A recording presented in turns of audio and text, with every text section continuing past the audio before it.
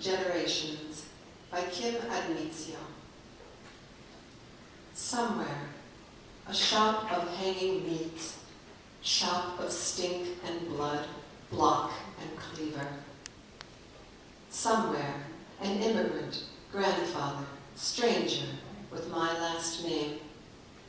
That man untying his apron in 1910, scrubbing off the pale fat, going home past brownstones in churches, past vendors, streetcars, RAs, past the clatter of supper dishes, going home to his new son, my father. What is he to me, butcher with sausage fingers, old Italian, leaning over a child somewhere in New York City, somewhere alive? What is he that I go back to look for him, years after his death and my father's death, knowing only a name, a few scraps my father fed me? My father, who shortened that name, who hacked off 3 lovely syllables, who raised American children. What is the past to me that I have to go back, pronouncing that word in the silence of a cemetery? What is this stone coming apart in my hands like bread, name I eat and expel? Somewhere, the smell of figs and brine, strung garlic, rosemary and olives. Somewhere, that place. Somewhere, a boat rocking, crossing over, entering the harbor. I wait on the dock, one face in a crowd of faces. Families disembark and stream toward the city, and though I walk among them for hours, hungry, haunting the streets, I can't tell which of them is mine. Somewhere, a steak is wrapped in thick paper. Somewhere my grandmother is laid in the earth, and my young father shines shoes on a corner, turning his back to the old world, forgetting. I walk the night city, looking up at the lit windows, and there is no table set for me, nowhere I can go to be filled.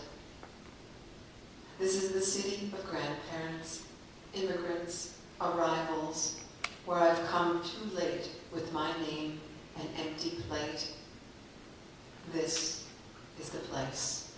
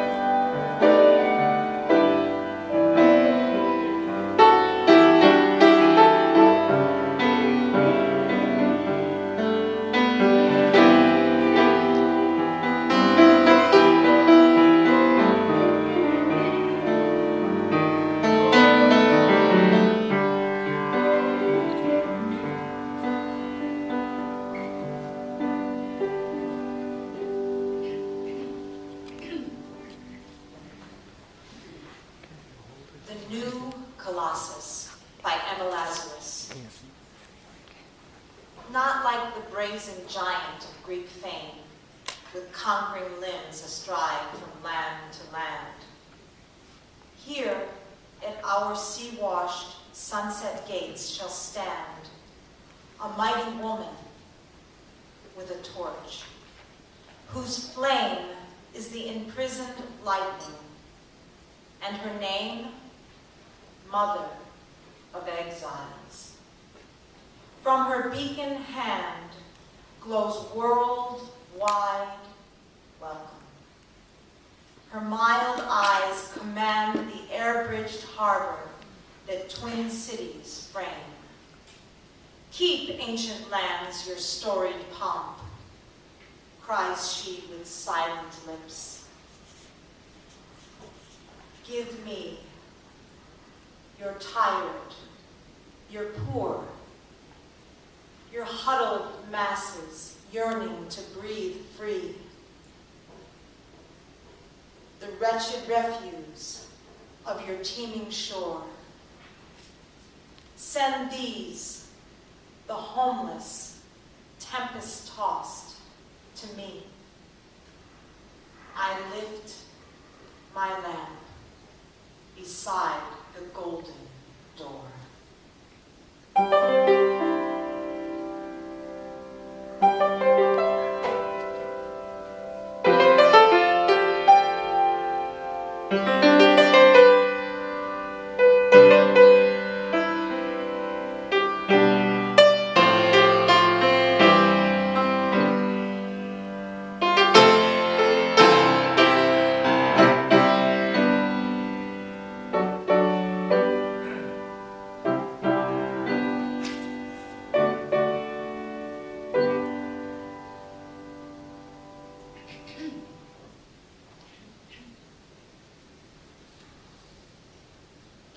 My City by James Weldon Johnson. When I come down to sleep death's endless night, the threshold of the unknown dark to cross, what to me then will be the keenest loss when this bright world blurs on my fading sight? Will it be that no more I shall see the trees, or smell the flowers, or hear the singing birds, or watch the flashing streams, or patient birds? No, I'm sure it will be none of these. But oh, Manhattan's sights and sounds, her smells, her crowds, her throbbing force, the thrill that comes from being of her a part, her subtle spells, her shining towers, her avenues, her slums. Oh God, the stark, unutterable pity to be dead and never again behold my city.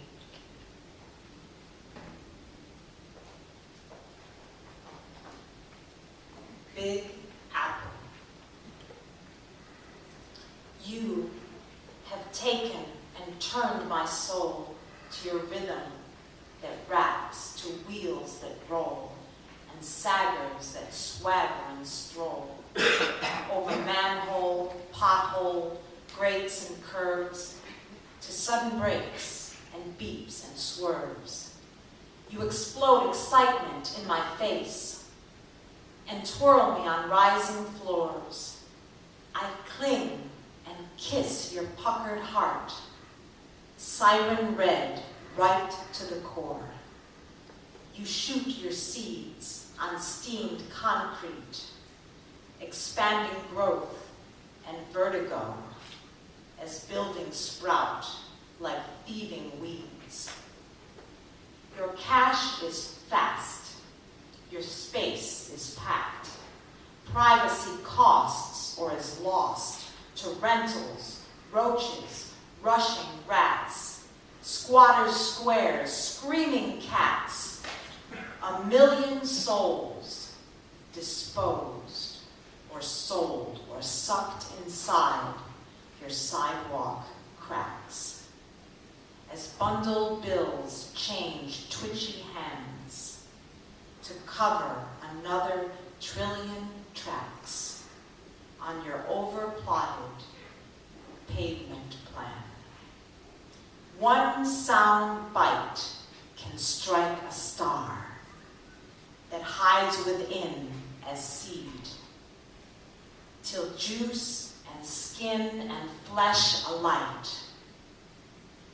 Though flavors fresh, you won't digest in just one night.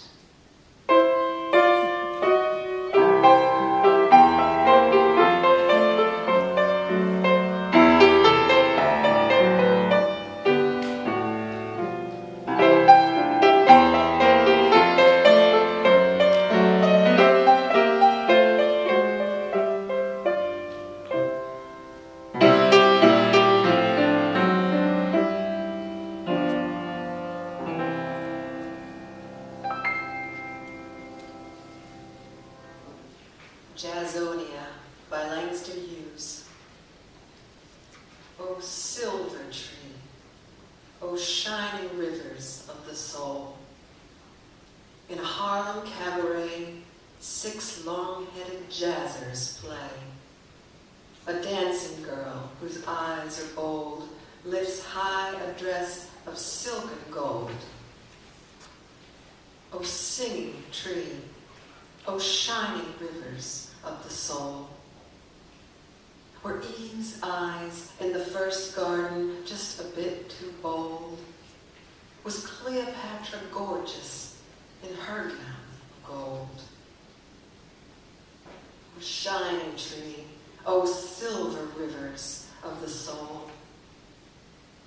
In a whirling cabaret, 6 long-headed jazzers play.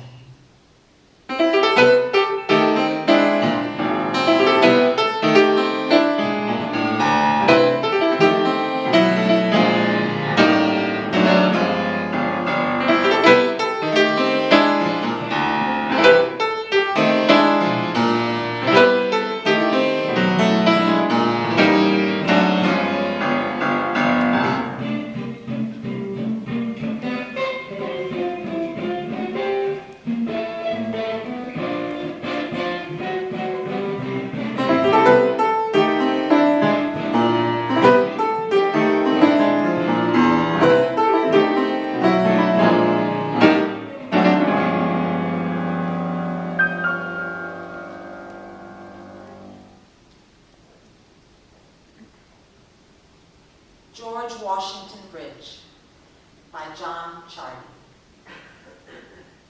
The buttresses of morning lift the sun across an arc of steel and flying piers. The twin cadenzas of the cable run like landless gulls across the hemispheres. Out of a step of mist, the Cassin route spires from the consonant rock to the vowel of the sky. The highway rings the morning underfoot, scoring the traffic for a symphony.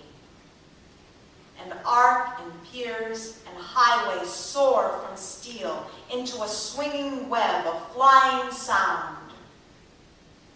A gull's geometry, a flashing keel, a flowering ceremony of the ground. The men who climbed like birds to trap that wire, like birds were born to know what song and flight meant. The tempo of an arc, curve of a choir, the eyes adagio, and the blood's excitement.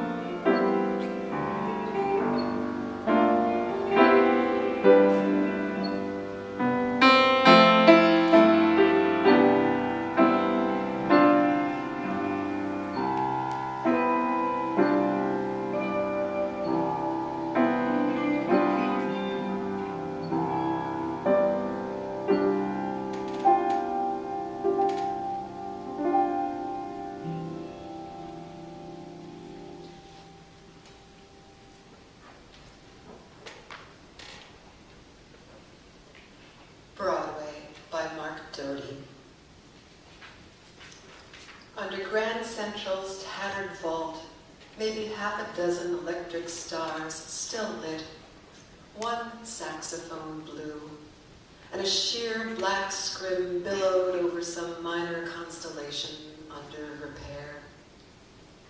Then, on Broadway, red wings in a storefront tableau, lustrous, the live macaws preening, beaks opening and closing like those animated knives that unfold all night in jewelers' windows. For sale, glass eyes turned outward toward the rain. The birds lined up like the endless flowers and cheap gems, the makeshift tables of secondhand magazines and shoes the hawker's eye, while they sheltered in the doorways of banks. So many pockets and paper cups and hands reeled over the weight of that glittered pavement. And at 103rd, a woman reached over to me across the wet roof of a stranger's car and said, "I'm Carlotta, I'm hungry." She was only asking for change, so I don't know why I took her hand. The rooftops were glowing above us, enormous, crystalline, a second city, lit from within. That night, a man on the downtown local stood up and said, "My name is Ezekiel. I am a poet, and my poem this evening is called Fall." He stood up straight to recite, a child reminded of his posture by the gravity of his text, his hands hidden in the pockets of his coat. "Love is protected," he said, "the way leaves are packed in snow, the rubies of fall. God is protecting the jewel of love for us." He didn't ask for anything, but I gave him all the change in my pocket. And the man beside me, impulsive, moved, gave Ezekiel his watch. It wasn't an expensive watch. I don't even know if it worked. But the poet started, then walked away, as if so much good fortune must be hurried away from, before anyone realizes it's a mistake. Carlotta, her stocking cap blazed like feathers in the rain, under the radiant towers, the floodlit ramparts, must have wondered at my impulse to touch her, which was like touching myself, the way your own hand feels when you hold it, because you want to feel contained. She said, "You get home safe now, dear." In the same way, Ezekiel turned back to the benevolent stranger. "I will write a poem for you tomorrow," he said. "The poem I will write will go like this. Our ancestors are replenishing the jewel of love for us."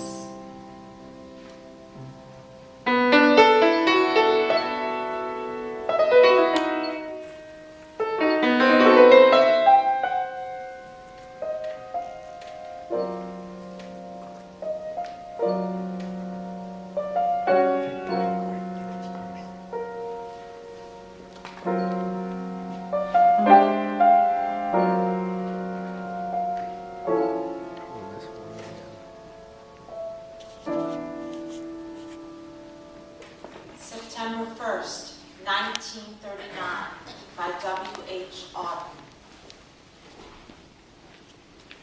I sit in one of the dives on 52nd Street, uncertain and afraid, as the clever hopes expire of a low, dishonest decade. Waves of anger and fear circulate over the bright and darkened lands of the earth, obsessing our private lives.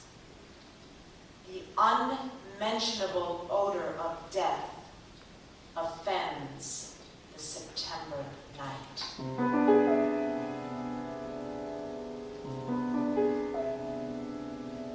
Accurate scholarship can unearth the whole offense, from Luther until now, that has driven a culture mad. Find what occurred at Lentz, what huge imago made a psychopathic god. I and the public know what all school children learn. Those to whom evil is done, do evil in return. Exiled Thucydides knew all that a speech can say about democracy, and what dictators do, the elderly rubbish they talk to an apathetic grave. Analyzed all in his book, the Enlightenment driven away, the habit-forming pain, mismanagement and grief. We must suffer them all again.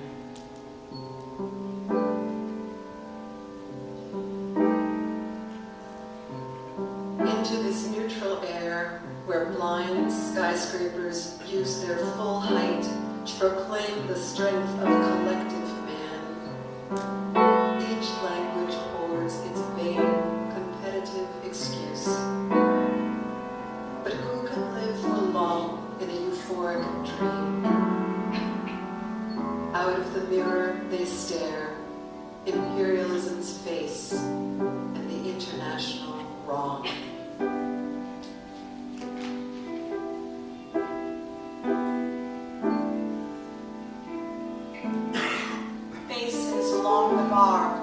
Cling to their average day. The lights must never go out. The music must always play.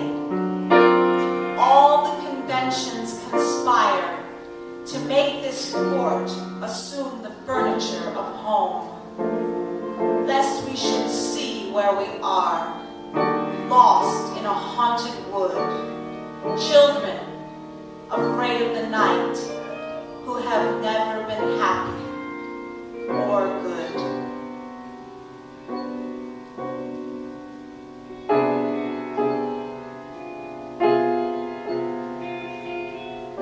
The windiest militant trash important persons shout is not so crude as our wish. What Mad Nijinsky wrote about Diaghilev is true of the normal heart. For the error bred in the bone of each woman and each man craves what it cannot have. Not universal love, but to be loved alone. From the conservative dark into the ethical life, the dense commuters come, repeating their morning vow. I will be true to the wife. I'll concentrate more on my work. And helpless governors wake to resume their compulsory game. Who can release them now? Who can reach the deaf? Who can speak for the dumb?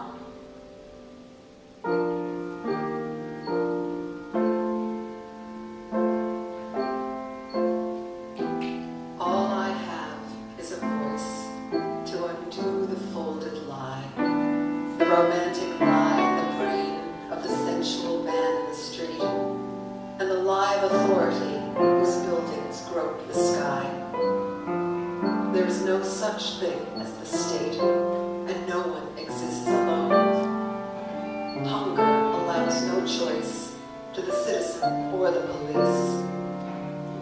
We must love one another or die.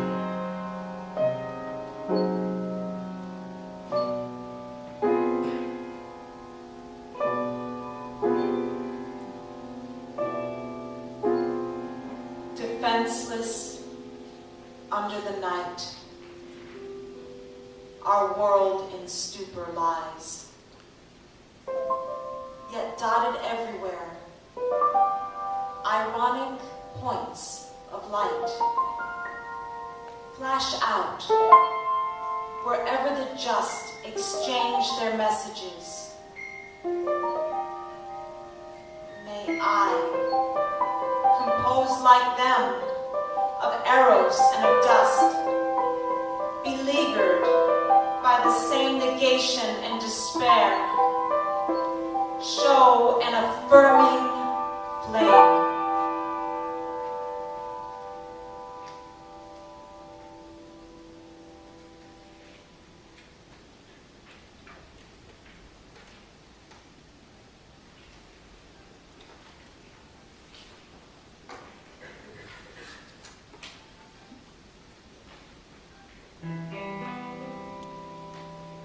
Souls and the city.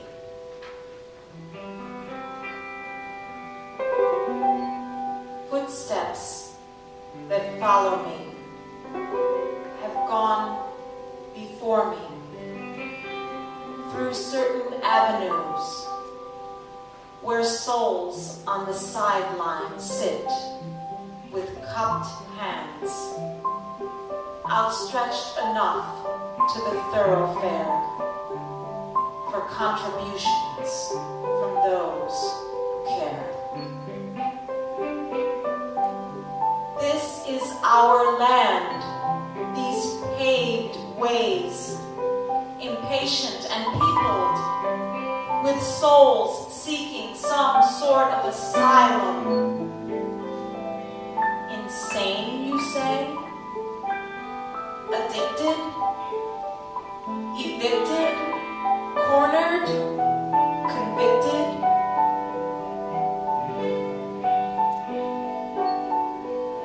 The end of this alley is a passageway for souls pounded down, ear to the ground.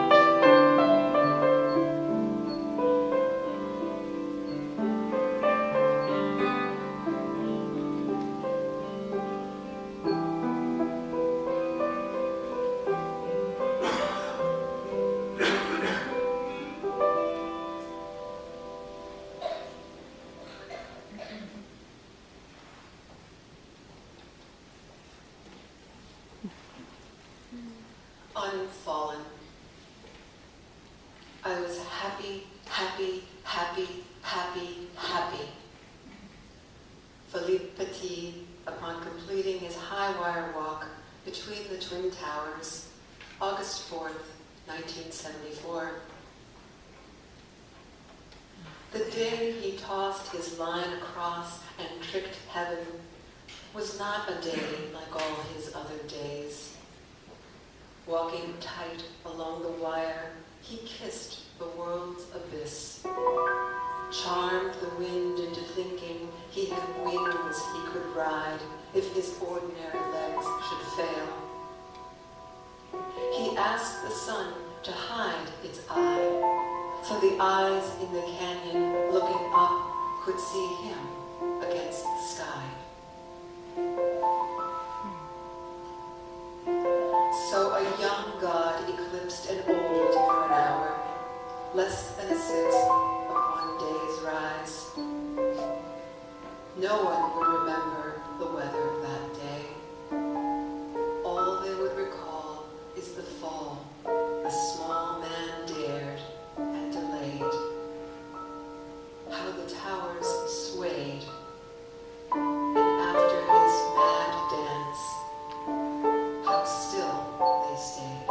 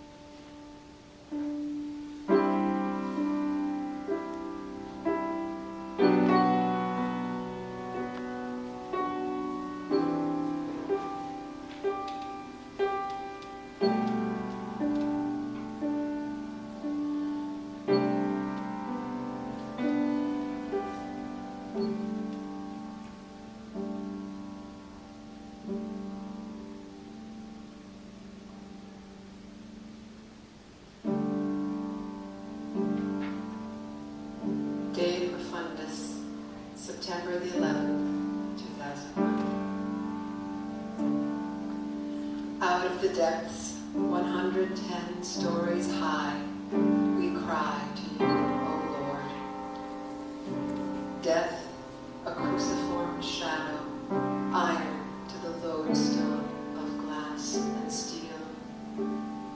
Kyrie eleison.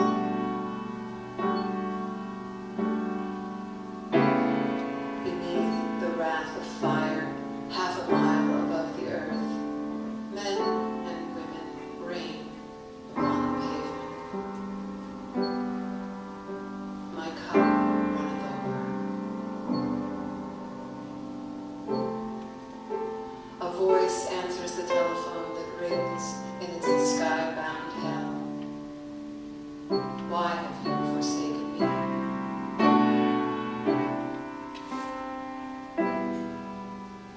Somewhere the swan lights calm along the surface of the lake. The low waves sing of silence. And the dead keep falling out of the sky. Men in their fine gray suits, ties flapping bravely as they plummet. The rest rise up from flames. Oh, Shadrach, oh, Meshach, oh, Abednego.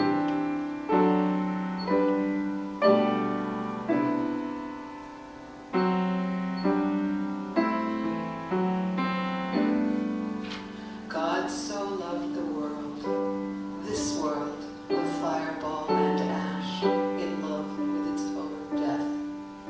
This world of concrete and asphalt, jet fuel and burning flesh. This gaping wound, stigmata of its beloved body.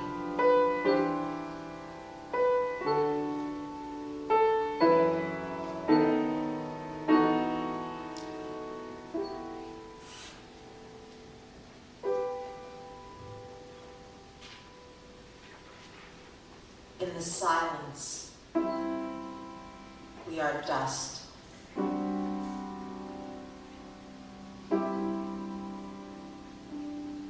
One figure like the other, covered in powdered steel, wading through paper and ash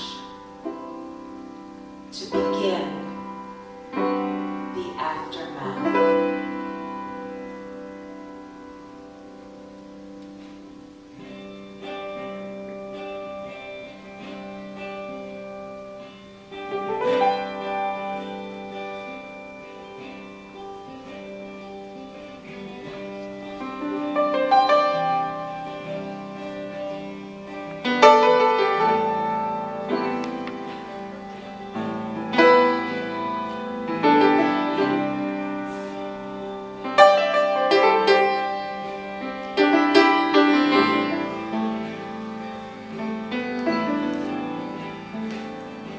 Amtrak number 86, Baltimore to New York. Heading north.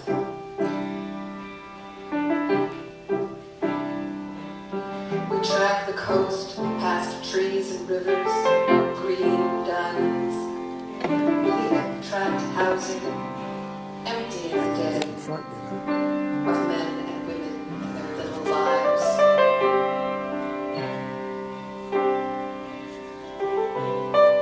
Heading north, where Vermeer's blue girls pour milk and weigh pearls, his windows spilling delta light across the Met's white walls, where bluer skies arch high across the space, where the towers trimmed intact and months were felled by fire. Heading north.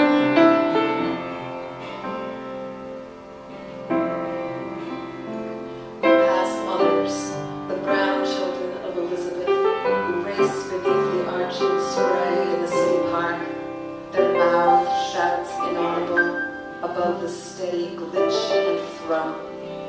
Heading north.